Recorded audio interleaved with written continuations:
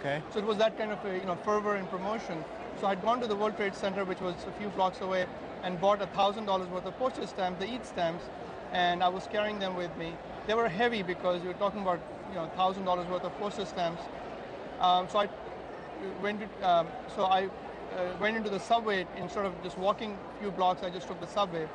I came to my building, and my building was on the 8th floor, and my office was right same road as World Trade Center. I mean, so I could look out and see the World Trade Center, just a few blocks away. Mm-hmm. So I walked in and I saw these, and I was the only attorney on the floor because it was like 8:30 in the morning. So I saw these women listening to the radio. So I figured, they're secretaries.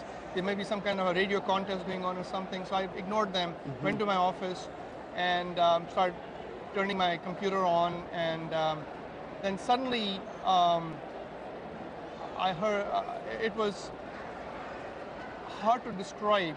It was, the best way to describe it is like a dump truck hitting metal.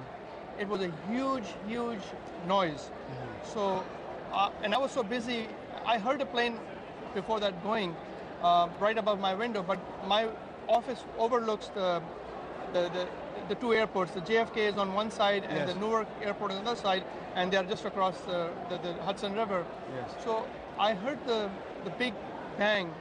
So I was like, what's that about? And then suddenly it was completely calm. And and then there were sirens, like car racket going on, car sirens going on, police sirens and fire. I mean, it was just like, and I was on the 8th floor, right? So I went to the secretaries and I said, what's going on? And they said, oh, a second plane has hit the World Trade Center. I said, what? I said, go out to your...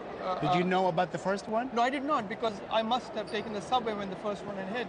So I did not even know about it. And the woman, because I'm an attorney, their staff, sometimes we don't really talk social, we work with business. So it was something that, we just say hi, hello, and that's basically it. And they were so engrossed in their radio listening that I didn't even, get involved in what they were listening, and they didn't even bother me because as attorneys we focus on our work. Yes. And so, so I went to my window and I opened the window, looked outside, and there was this big gaping hole and things flying out.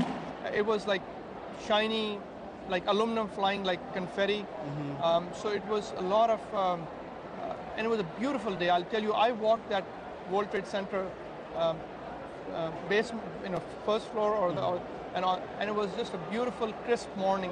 I mean, a wonderful day. And now after you saw what was going on, what did you I was seeing things falling from the World Trade Center.